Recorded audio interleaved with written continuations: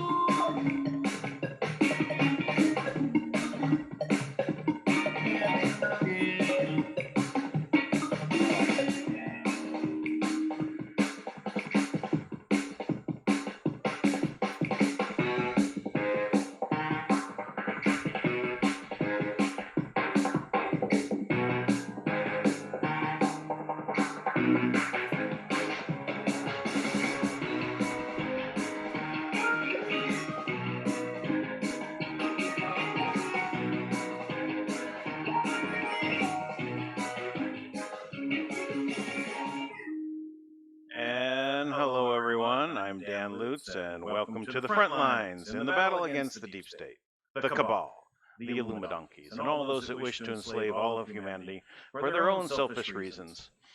Well, another day on the front lines, we keep seeing that there are tragedies that happen. We see that there is a war taking place. And more people are waking up to, the tyranny that's being brought on, the lawlessness, and they're waking up to it. So this is a good thing that they're waking up to it. But it is something we have to go through, and that is what is disappointing about this process. So to start off with here, we're going to launch right into what I have set up on my Parler account. Now I'm going to start pushing Parler from the very beginning of the show and talking about the frontline main topic. So here's Parler. I have it set up and ready to go. This is my account. The information is down below in the description of this video. But I posted this today.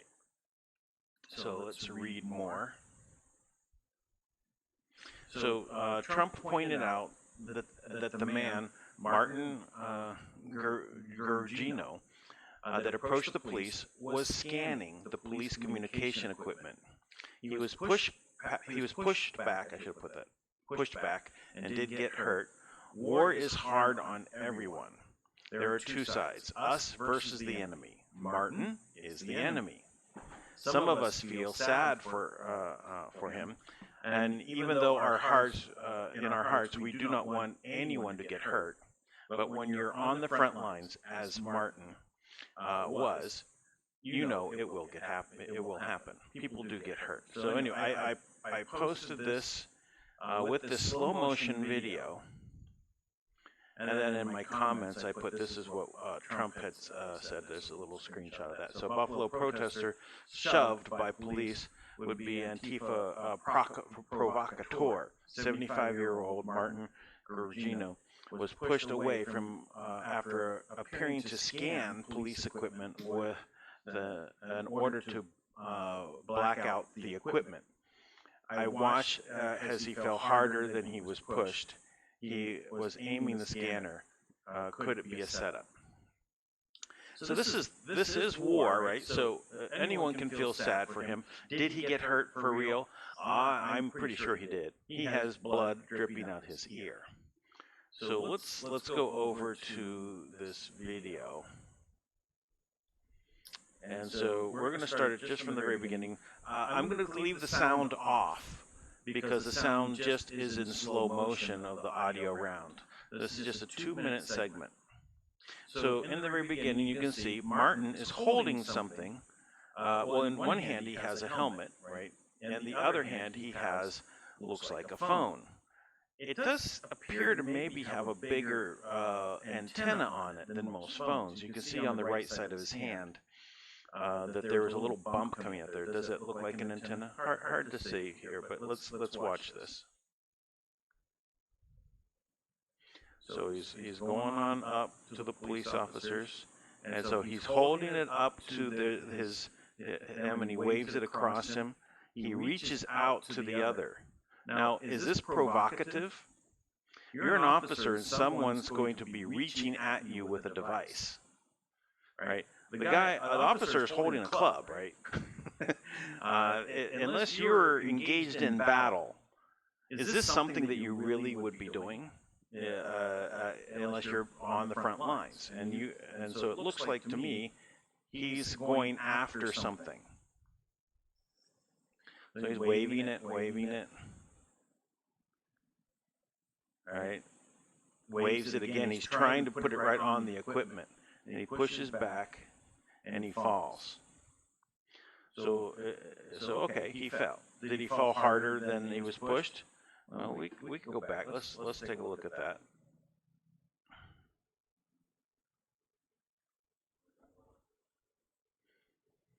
Now, I think he stumbled.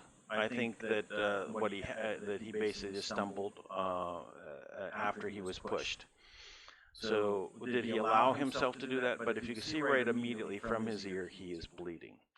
An officer went to go look right away. This other officer pulled him back from looking, and he is going to call in a medic. See on his collar? He's calling in a medic immediately. All right. Now, no one has abandoned that man, Martin, on the ground there. This is the guy who pushed the guy in the front of the camera right here, and he's looking down. You can see that he feels sad about it, right? He doesn't. Of course, no one wants to hurt anyone.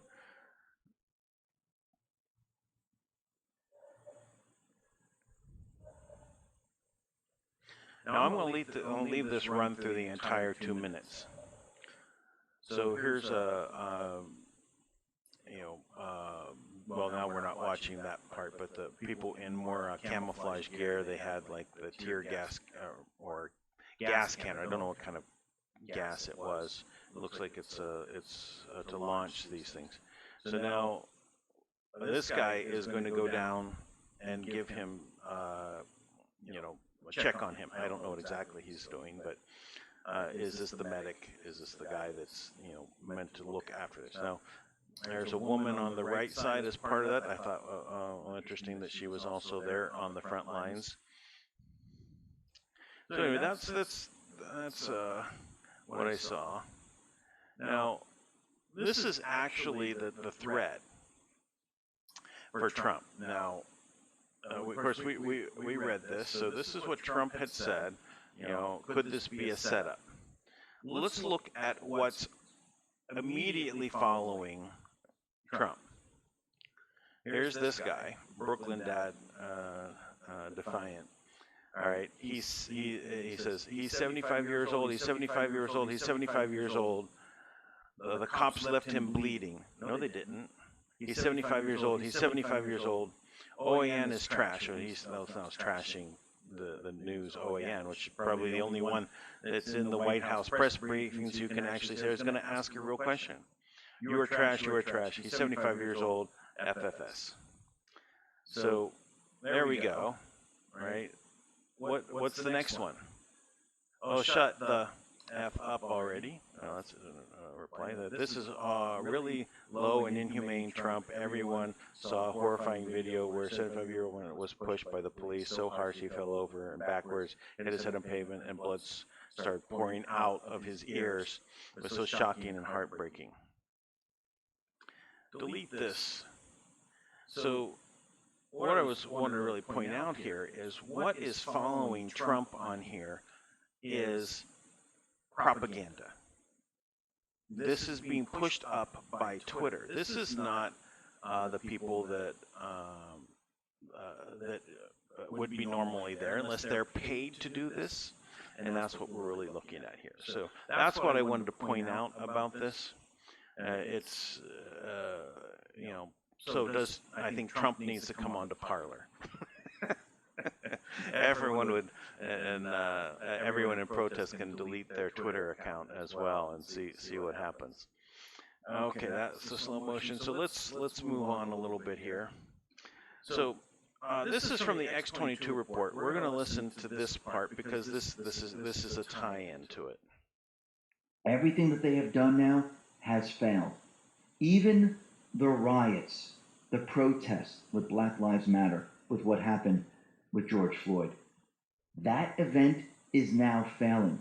Remember, Q has told us that they've been tracking Antifa, tracing. And it's not just the foot soldiers, it's all the way to the top. So the reason I wanted to point this out was that that the Antifa is being tracked and traced. What Martin was doing with this scanner was to basically pick up on the communications of the police, right? And also be able to track them and trace them. This is a war, right? So as I said, in my Parler post, you can want to be, sad for people that get hurt. But when you're in a war, there is two sides, our side and the enemy. And if you're sad for when the enemy gets hurt, it's understandable. You can have from the humanity point of view, right? But realize what Martin was doing could lead to a lot of police officers getting hurt or killed. All right, let's continue. Catherine Herridge tweeted this out. List of federal riot cases charged at 4:45 today from Department of Justice. Plus 35 cases. Plus 45 individuals. Alleged attacks on officers. Homemade explosives. Molotov cocktails. Inciting violence. Illegal possession of firearms. Burning patrol cars. Looting. Damage government property.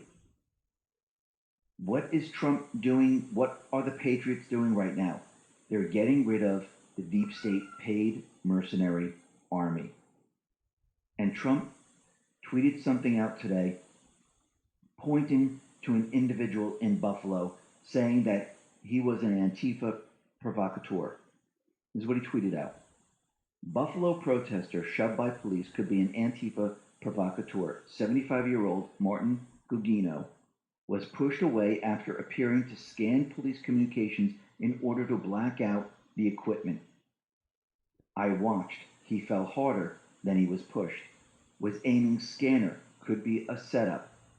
So when you look at the video and you look at this individual, as he approached the police, you can see him take his phone and he was scanning the police.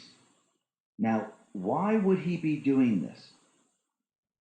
Well, first of all, this individual, he is a 75-year-old professional agitator. He traveled from Amherst, New York to Buffalo to get involved in the protest. When you watch the video, you will see him using a phone as a capture scanner. And you might have heard of these. It's called skimming. It's essentially the same thing. He uses his right hand to first scan the mic of Officer 1, then moves his hand to the communications belt of the second officer. The capture of the communications signal is a method of police tracking used by Antifa to monitor the location of police. In some cases, the more high-tech capture software can even decipher communication encryption, allowing the professional agitators to block, blackout, jam, or interfere with police communication. In addition, many police body cams are Bluetooth enabled, which allows syncing. So this individual was doing this. One of the officers realized what he was doing and pushed him away. And then, of course, what he did, he fumbled back and he fell. And we can see that Trump is calling him out on this. Let's skip ahead a little bit. And they're going to say no one protected the company, it was burnt down, now we're moving up. Called 7 Sigma Simulation Systems. Now, they employed about 50 people. The individual. So 7 Sigma is a dummy manufacturer, meaning they create, mannequins that are lifelike. So let's just listen. Who owns it says, we are not going to stay here in Minneapolis. We're going to be moving out. They were in Minneapolis since 1987. And they're going to say no one protected the company. It was burnt down. Now we're moving out of the area. But what's very interesting about this company is that 7 Sigma Simulation, they make up medical dummies. They look very lifelike. And he's holding one of them, which looks very real. If you put clothing and other mask on him or anything else like that, it looks real. There's another picture of one of these dummies in a hospital. And if they were showing it, maybe on the mainstream media, you would think it was real. My question is, why was this company burnt down? That is a good question. All right. So,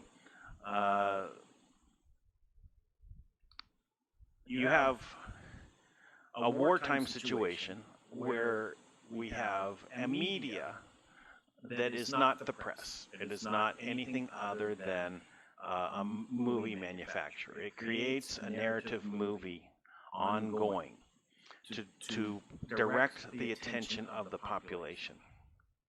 They are the enemy. Now, for people to wake up to know that they are the enemy is another story, right? So, but they are presenting a narrative. They're trying to paint the picture to drive the population to a certain beliefs. They've gone so far as they do green screening of wartime scenes. They use fictional movies, clips to represent, say, burning Los Angeles. So they took clips out of World War Z, right? And they used that of burning Los Angeles in their CBS news report. I think it was CBS. And then maybe it was MSNBC, one of the, but in any case, they're all guilty of doing this. They're all presenting this information from the standpoint that they want everybody to know that they are, that this story is what is going on, that the place is burning down, and the rioting is over the top, and get everybody frightened, right?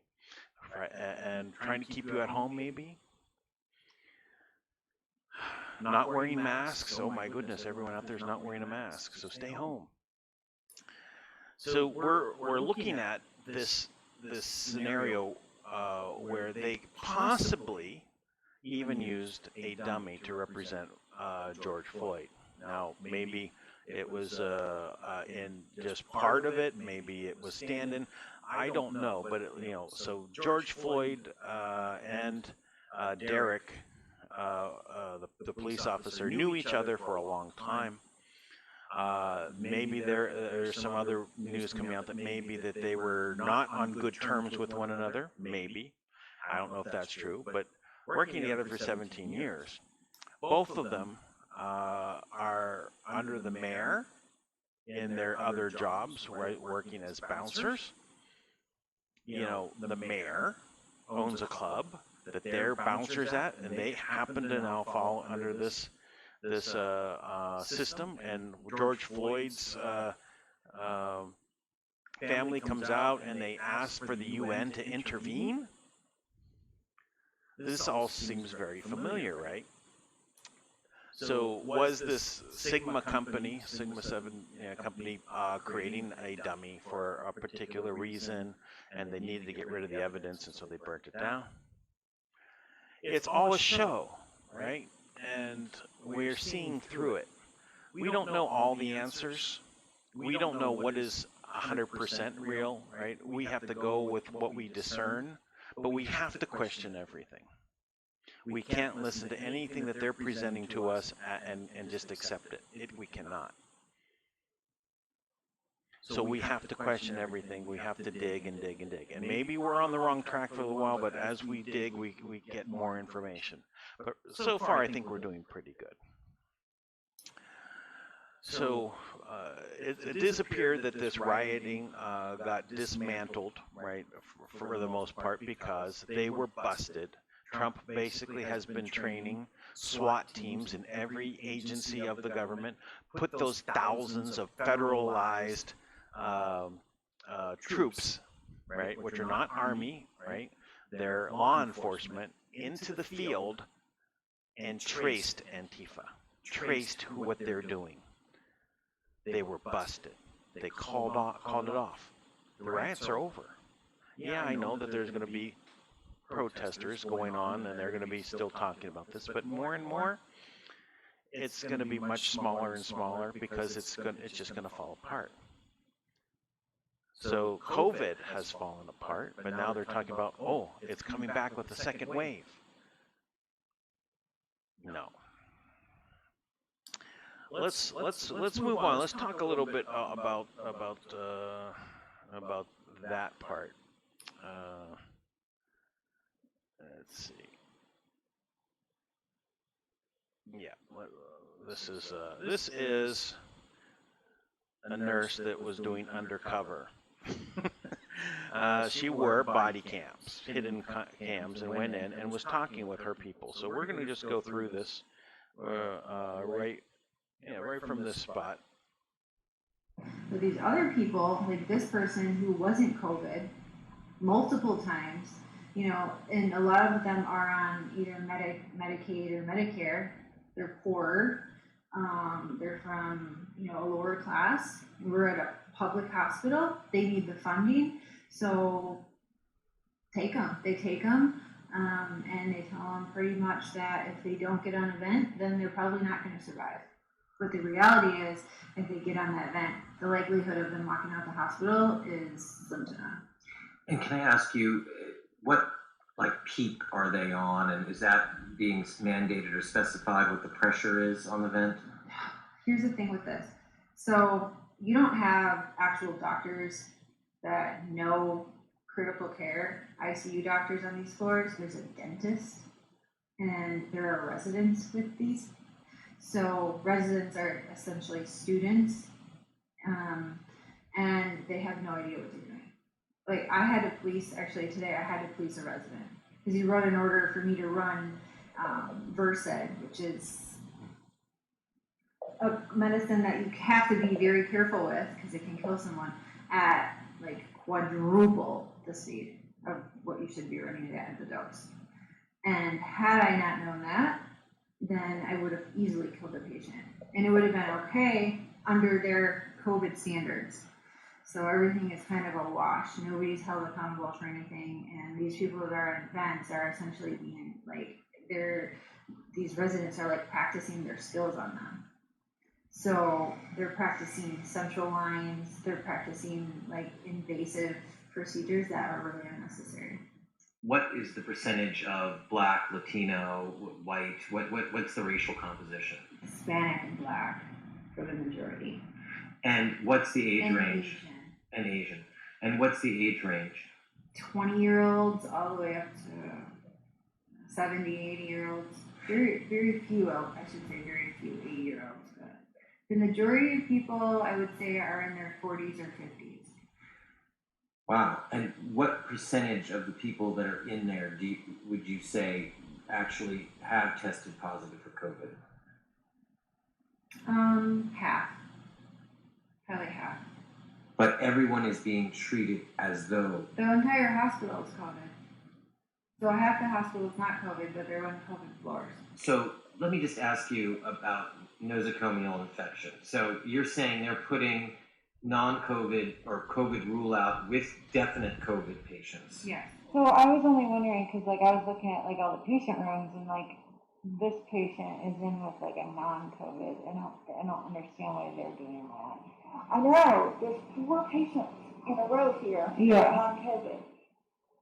And this is supposed to be the COVID. Yeah. Because 7th floor, they shut it down. That's what they I'm cleaned it, and then confused. they are going to have non-COVID there. Yeah. This is going to be the only COVID, so they shouldn't put any non-COVIDs here. Well, that's what they've been doing. They're banking on the fact that they'll get it. Because they're already immunocompromised. So this is a very good video. It's from Journeyman Pictures Perspective on Pandemic. I urge you to go ahead and watch the whole thing. It's an hour and 10 minutes long. So let's move on. Because this is, you know, their next step, right? Is to push the next wave of this. So they got to keep it all rolling, right? So this is what I mentioned yesterday. I didn't have it lined up, but this is an African woman responding to Pelosi using the kente scarf as a political prop. You know, so let's watch this. I was just looking online today, like most of you, and what did I see? A bunch of Democrat politicians kneeling down, of which I have nothing to say about that because I am not an American. However, they were all having around their necks this colorful fabric, which I'm sure they put around their necks as some kind of mark or show of unity or solidarity with Black people. So in other words, they are putting forward the campaign material or this colorful fabric they had around their necks as some kind of placating sign or symbol to show that they are not racist and they are together with Black people. Excuse me, dear Democrats, in your tokenism, you didn't wait to find out that this thing that you're hanging around your neck is not just some African uniform. It's actually the kente material. The kente belongs to the Ghanaian people, mainly the Ashanti tribe. Excuse me, Democrats, don't treat Africans like we're children.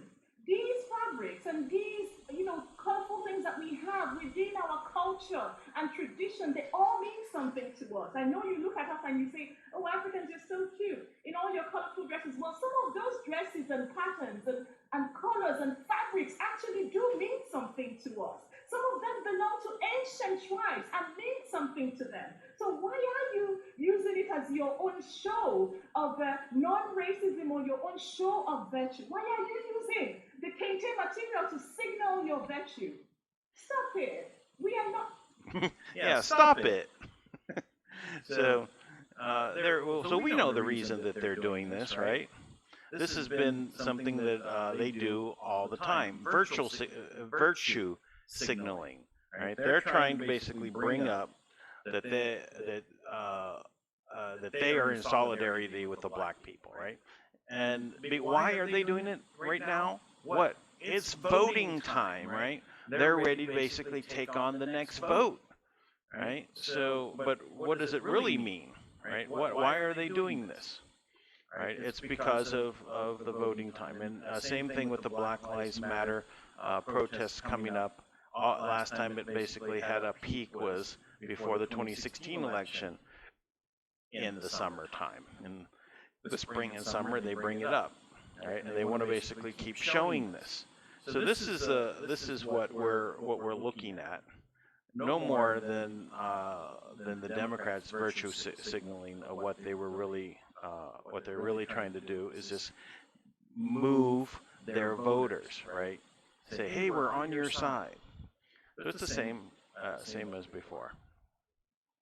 Okay, so let's see. I had one more thing, little bit sidetracked from what we have been discussing, but it just popped up in the Telegram group, wwg1wga.love Telegram group. Right, this is just interesting. The Rothschild Bank now under criminal investigation after Baron de Rothschild indictment. Now, this was from June of 2016.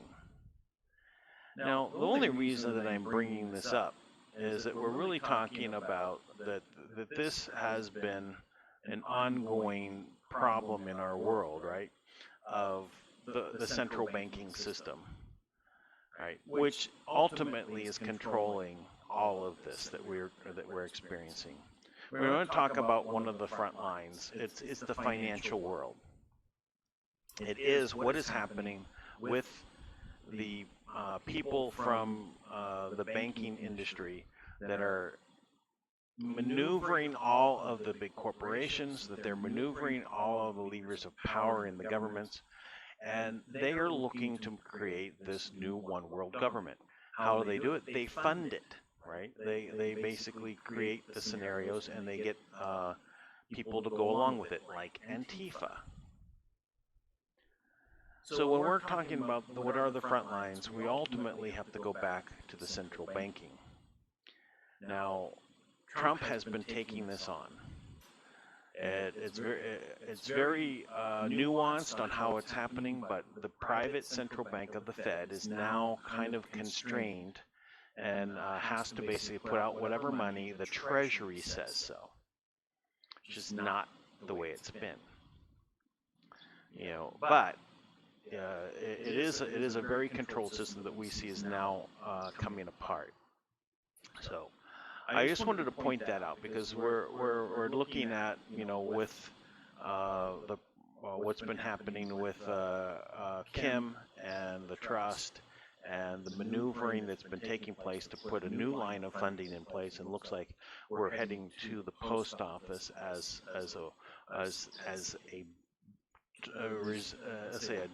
a new type of banking will come from this, or a new way of delivering money to people. So it's very interesting to see how this is going to come about. We have also the news platform to bring out this information. I've been looking at all the comments, and people were saying that they missed out on that video on Monday. I'm sorry I did not record it. I forgot to press the record button. I will make it a habit to record these as ongoing. Of course, I didn't record this one, but we'll try to make sure that we cover all our bases, because we are being muted. All sorts of sound problems, all sorts of other problems that weren't there before. They just start happening. All right, so I guess that's good for today. Again, I appreciate everything everyone's been doing. Please, I just want to point out one more thing on Parler. Let me go back over to Parler, as we did start there, but I am up to 132 followers, so that is increasing every day. Please read the articles that are, or the posts that are here. Please go ahead and give a up signal here. I'm trying to click on it. Not letting me. I think my page, I think I'm running out of memory. Everything is slowing down. Well, yeah, let's try this again.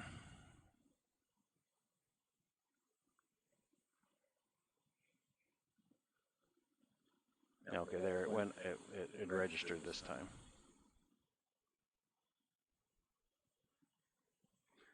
Yeah, I should probably close down some of these. Get some memory freed up. That's what happens all the way over to the Rothschild. But when you start your Parler and you follow me, I appreciate that. Please follow others, right? So we've got the people on the right here, one old man, and in general, I'm trying to follow all of them. as they come in. And then you also have the notifications here that also tell you the people that you're following, what they've posted. So if you continue to post and people are following you, they'll get to see what's happening there. So let's keep doing this. Get engaged here. As I said, I want to start moving the main story here, posting it before I start my broadcast, and then refer to it. I think that's a good way to help build it up. Again, 132 followers. It's gaining 20 or 30 people a day. See if we start getting up into the hundreds a day. And then we'll start wondering, if we're getting hundreds a day, where are they all coming from? Are they coming from YouTube? Just wonder. Okay, that's it for today. Thanks a lot, and we will see you tomorrow, and see what is new on the news on the front lines. Bye-bye for now.